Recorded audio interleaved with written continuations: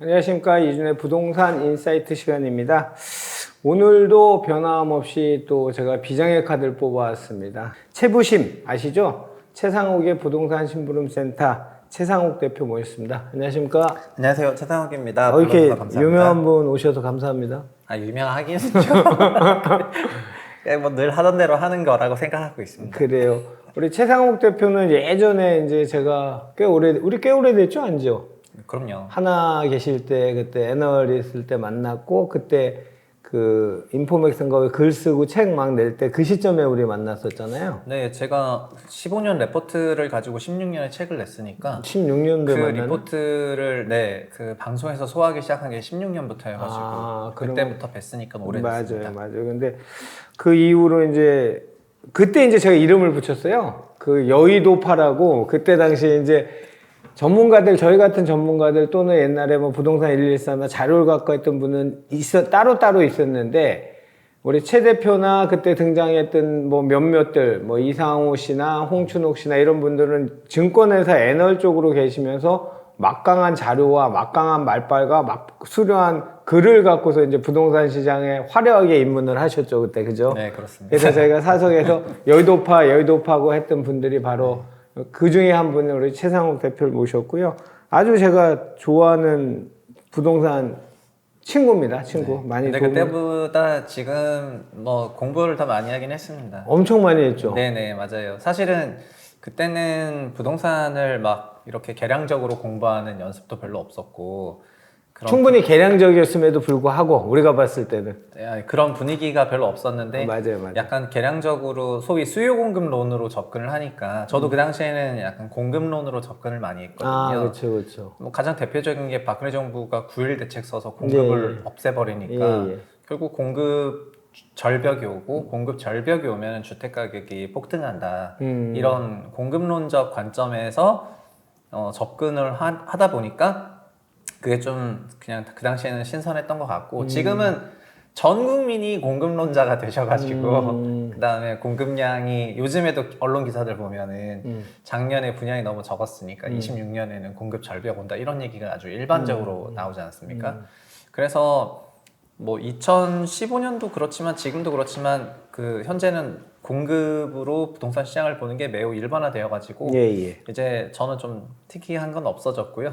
다만 제가 스탠스를 전향했다면은 지금은 그 수요 공급 이론에서 저는 수요에 좀 더 집중해서 보는 편이고 그리고 지금은 수요 공급 이론을 좀 벗어나서 시장을 보려고 생각들을 많이 하고 있어요. 왜냐하면 코로나를 거치면서 금리가 미치는 영향이 너무 중요해졌고 그렇게 하다 보니까 요새는 그 수요 공급이라는 그런 미시적 관점에서 좀 벗어나서 금리라든가 생산성이라든가 이런 거시적인 관점에서 시장을 보려고 노력하고 있습니다. 그래요. 그러면 스펙트럼은 굉장히 더 넓어졌고 그게 이제 어느 층, 어느 부류에게는 잘못된 얘기 또는 틀린 얘기 아니면 바뀐 얘기로 들릴 수 있겠지만 우리 최상욱 그 대표 같은 경우에는 전문가니까 경제는 또 예측하는 게 그 전문가들의 몫인데 그 예측이라는 자체는 신만이 할 수 있는 왜냐면 외생 변수 모든 걸 다 고려할 수는 없으니까 네, 맞아요. 그래서 현재 시점 2024년 시점에 지금 말씀하셨던 금리 생산성 고려 또는 수요와 공급의 뭐 이런 걸 모든 걸 고려했을 때 부동산 시장 이야기로 시작을 해 보시죠. 네. 그러니까는 그 수요 공급 이론이라는 거는 많은 부동산학이나 부동산 정책론자들이 그 집착하는 분야이거든요. 이전 문재인 정부 때도 그렇지만은 지금도 수요 공급을 가지고 부동산 시장, 부동산 가격 안정화 뭐 이런 거를 추구하려는 경향이 있어요.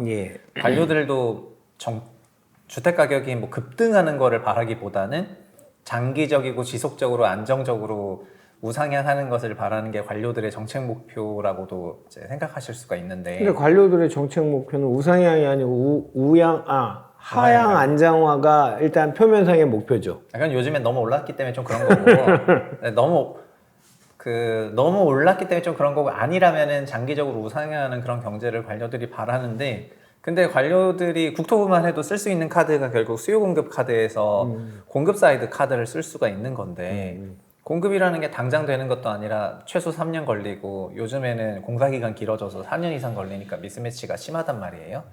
그러다 보니까는 자연스럽게 수요에 신경을 쓸 수밖에 없는데, 그래서 저는 20년부터는 제가 그 부동산 시장 봤던 게 왜 틀렸을까 이런 생각을 되게 많이 하다가 결국에는 뭘 틀렸다고 생각했냐면은 내가 수요 사이드를 너무 등한시했다는 생각이 좀 많이 들어가지고 그래 너무 공급만 중요하게 생각하다 보니까 또 수요도 사실은 수요에서도 세금은 일부에 불과한 건데 너무 세금을 중요하게 생각해서 좀 봤다는 생각이 들었는데, 결국 수요의 핵심은 돈이었고 돈은 결국은 소득이랑 대출로 나오는 부분이고, 소득이랑 대출에 있어서 중요한 거는 대출 금리와 대출 제도 뭐 이런 부분이다 보니까는 이게 가계대출이 늘어나면은 부동산 가격이 올라가고 가계대출이 줄어들면은 부동산 가격이 하락하네 라는 생각을 가지고 과거를 또 다 때려보니까 그냥 그렇게 움직이더라고요. 가계대출 늘어나면 부동산 가격 상승하고 가계대출 감소하면 부동산 가격 하락하고요. 레버리지 효과가 그냥 적용되는 거예요. 네, 수요는 결국 그 돈이 필요한 건데 그렇죠. 집을 살 때는 돈이 필수적인 거고 결국에는 소득만으로는 집 못 사고 대출 끼고 집 사는데, 그러니까 대출 제도가 굉장히 중요하더라는 거예요. 그리고 저는 14년 9일 대책으로 공급 축소만을 얘기를 했는데, 물론 그 이전에 14년 7월 달에 724 대책이라고 LTV 50을 70%로 풀어준 대책이 있었어요.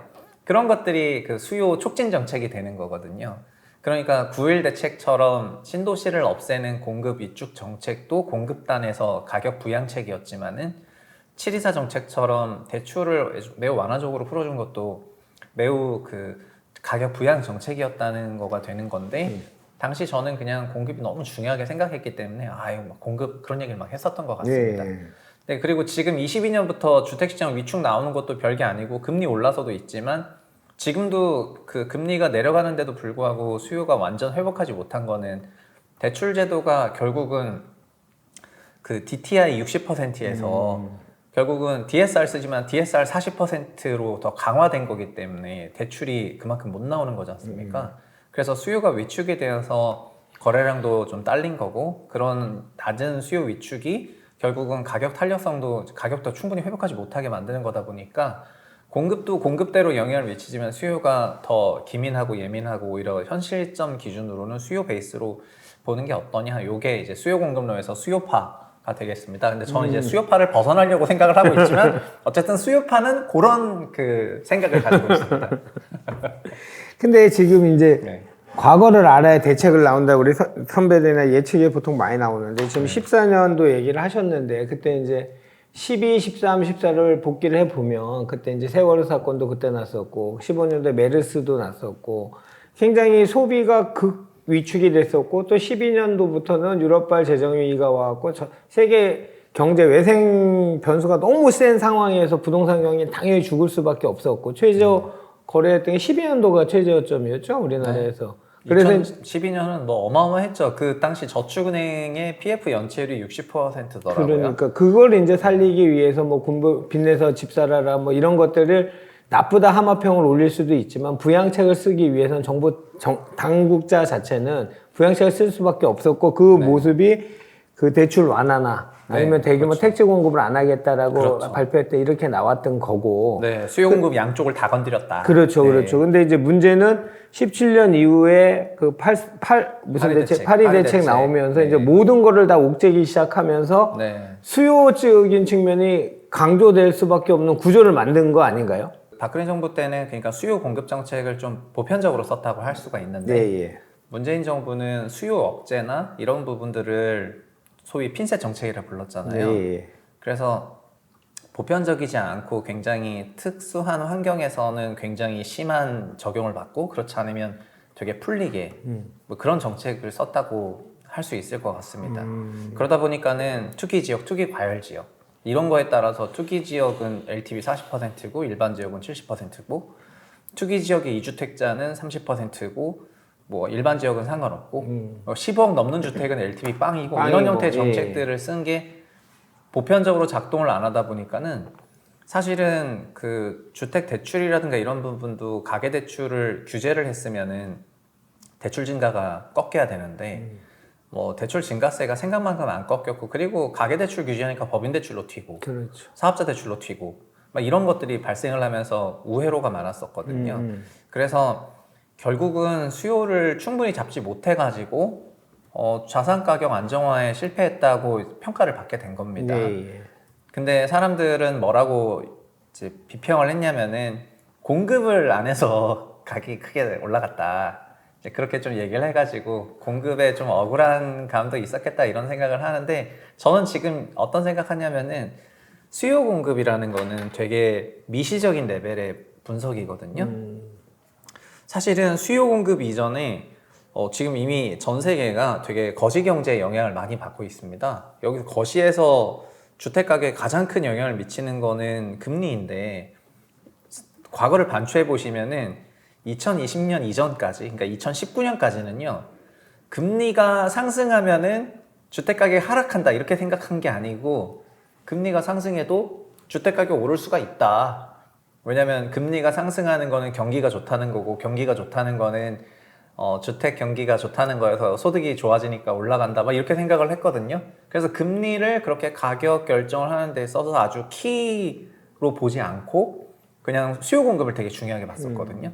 근데 코로나를 딱 겪고 나니까 금리가 제로로 가니까 자산 가격이 폭등하는 거를 봤고, 그렇죠. 22년을 딱 경험하니까 금리가 한국도 300bp 튀어버리니까 자산 가격이 또 대폭락하는 거를 그냥 전 국민이 봐버리니까, 이제 22년 이후부터는 그 누구도 이제는 금리가 주택 가격과 무상관하거나 이런 관계를 이제 명징하게 깨닫게 돼가지고, 그럼 거꾸로 과거를 보면 어떻게 되냐면요, 2011년부터 2019년까지 금리는 계속 내렸거든요. 그러니까 티가 안 나서, 그러니까 20년이나 22년처럼 너무 티나게 안 조정해서 그렇지 추세적으로 계속 우하향을 했어요. 그러면은 추세적으로 금리가 계속해서 우하향을 했으면은 주택 가격은 매크로적인 이유로 그냥, 그러니까 수급 밸런스를 잘 맞췄다고 생각해 볼게요. 이론상 황금 수급 밸런스를 맞췄어요. 그래도 금리가 계속해서 우하향하기 때문에 주택 가격이 무조건 올라요. 그러니까 우리 그동안 수요 공급 학파로서 그 공급론자와 수요론자로서 되게 많은 논쟁들을 했었는데, 그 수요 공급 위에 있는 거시적인 변수상에서의 금리 부분이 추세적이고 지속적으로 작동했고, 또 그리고 거시적인 지표는 아니지만은 우리는 그동안에 그 수도권 과밀화 현상이 더 집중됐거든요. 예. 2010년도에. 이거는 도시공학적으로 비율하자면은 결국 아랫돌 깨서 윗돌 개는 거라고 할 수 있는데, 한국 전체로는 별게 아닌 것 같지만은 지방 도시는 위축되고 이제 서울이 유난히 올라가는 그 추세가 2010년대에 견고해졌으니까, 그것도 가만히 있어도 수도권 주택 가격이 앙등하게 만드는 요인으로 작동했을 거 아닙니까? 그러다 보니까 이런 것들이 고부로 작동했으니까 수도권 집중화, 금리가 내려가는데 수급 밸런스 거기서 맞추면서 이 상황에서 공급만으로 주택 가격을 안정화시켜라? 이거는 제가 생각할 때는 그 주택 공급 할아버지가 와도 안정화를 못 시키는 상황인 것 같고, 예. 그래서 그 지난 정부를, 저도 지난 정부 주택 정책이 잘 됐다 이렇게 생각 안 하는데요. 근데 코로나 이전에 주택 가격에 대해서는 너무 공급 베이스로 생각을 하시던 게 좀 광범위했었던 것 같고, 요즘에도 저는 약간 사람들이 공급으로 여전히 너무나 많이 함몰돼서 그 생각을 하시는 경향이 조금 있는 것 같아가지고, 저 두 개가 더 중요한 것 같다, 그렇게 말씀드립니다. 자, 질문 하나 드리겠습니다. 예를 들면 지금 수요 공급 베이스보다는 더 큰 거시적인 관점으로 접근을 해야 된다라고 얘기를 하시는데, 예를 들면 그런 거죠. 지금 서울 시내 아파트, 제가 이제 최 대표님 옛날 현직에 있을 때 그 자료를 발표한 자료를 많이 도움을 받고 했는데, 그 자료를 다 보면 노후화된 주택들이 굉장히 지금 많은 숫자를, 포지션을 차지하고 있지 않습니까? 네. 20년, 25년, 30년 이런 것들이. 그거는 오늘 제가 댓글을 쓰다 그런 거를 하나 쓴 게 있는데, 이거는 꼭 재테크나 뭐 갭투자, 재테크 아니면 뭐 나중에 뭐 이런 걸 떠나서, 제가 이제 옛날에 방송할 때 자주 한 얘기인데, 그 인간의 본연적인 욕망, 조금 더 좋은 집, 조금 더 깨끗한 집, 조금 넓은 집, 이런 집에 살고 싶은 욕망이 재건축이나 재개발이나 이런 정비 사업으로 표출이 되면 어쨌든 간에 공급이 지금 부족한 시장은 이제 맞는 거예요. 왜냐하면 박원순 시장 재임 시절에 그 수많은 재개발 사업, 정비 사업을 300몇 군데를 해제를 시키고 도심 공급을 막았었단 말이죠. 넓은 집, 새 집, 좋은 집 이건 인간의 선호고 인간 선호는 안 사라져요. 근데 그 인간의 선호는 그래서 항상 차 있는데 그거를 현실화하려면 돈이 필요하다 보니까 그렇죠. 돈 생겨야 집 사놓고 차 사고 할 거 아닙니까? 그래서 결국은 그 새 집에 대한 선호는 있지만 누구나 새 집 살지 못하는 거는 돈이 있고 없고 차이가 있는 거고 그렇죠. 돈 있는 사람은 새 집 가는 거거든요. 결국 그러면은 소득 증가율이 높을 때 새 집 사야 되겠다라고 생각하는 사람들이 집을 더 많이 사게 되는 거고요. 선호는 항상 깔려 있으니까요. 그렇죠. 돈이 더 소득이 더 올라가면 그러는 거고 소득 증가율이 떨어지면은 그만큼 선호는 있지만은 그걸 못 하는 것뿐이거든요. 그러면 여기서 중요한 거는 그 소득 증가라는 거는 결국 이제 경제 성장에 따라 가지고 추구가 되는 건데 여기서 그 소득이라는 게 그러니까 수요라는 게 그 돈이라는 게 소득으로만 생기는 게 아니라 대출로도 생기니까 대출을 통해 가지고 이거를 진작시키거나 위축시킬 수가 있어 가지고 맞아요. 수요가 조금 빠졌을 때는 수요를 좀 키우고 싶으면은 대출을 좀 풀어주고 14년처럼요. 예. 724 대책 써가지고 좀 풀어주고 그러면은 갑자기 서울에 공급이 부족해지는 거예요. 수요가 올라가 가지고 그래서 막 새집 가격이랑 정비사업 활성화되고 그 다음에 지금처럼 대출 완전 쫙 깔려버리면은 선호는 짱짱하게 있지만은 그거를 막 현실화할 수 있는 그 수단이 별로 없는 거예요. 그래가지고 그냥 죽어 있는 것처럼 보이죠. 그래서 맨날 저도 저한테 와가지고 이런 얘기를 하면은 그런 질문들을 많이 하십니다. 인간 본성이다. 인간 본성이 이거 맞다. 그건 안 없어진다. 안 없어지고 앞으로도 안 없어질 거라고 생각을 하고요.